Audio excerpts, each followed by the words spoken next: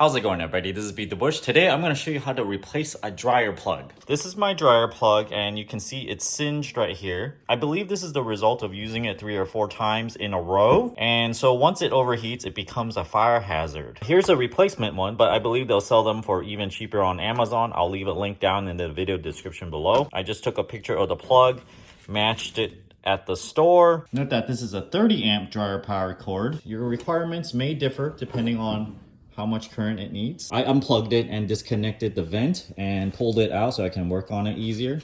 Open up the access panel using a socket wrench. Now I'm gonna unscrew all of these guys. As you're turning this, make sure the screw doesn't fall and take it out. Loosen the bottom. Now I got the cable loose here. The new wire already has a strain relief, so I'm gonna use the new one instead. Once it's loosened, you can put it back in. Loosely put it on. Remember, before it looks exactly like this, you got the crimp facing towards you, so I'm gonna string it through the same way. I've positioned it without tightening these first. I'm gonna tighten them on the post first. Okay, I got one on. Make sure it's straight and tighten it down. The cable was gripping over here, but if I pushed it in, it's kind of pushing against the metal. You kind of want this to sit so that it doesn't have too much mechanical tension in anything. So I'm kind of positioning it like this. It came out a little bit from the default setting over here. So now we can just tighten this up.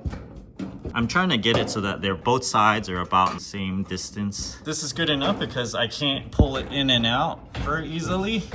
It's holding it pretty tightly. I'll just put the access panel back on. You gotta make sure these posts is not sticking out and possibly touching the access panel because that's metal.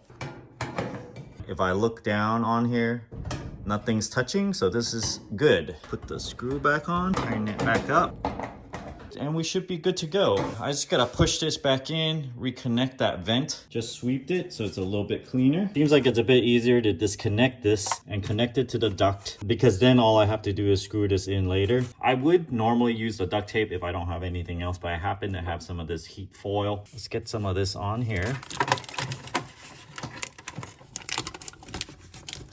And the far side over here. Looks like it's done. I can push the heater back on here. Let's put a screwdriver here and twist it until it's closed. Push it back in. Plug it back in like that. Seems pretty secure. We turn it on, see if it works. Yeah. There we go. It's very simple and very necessary to prevent any kind of dryer fires. Any kind of plugs that you see even a little bit melted, you should be replacing. Thanks for watching this video. Give me a like and subscribe for more. Thanks for watching.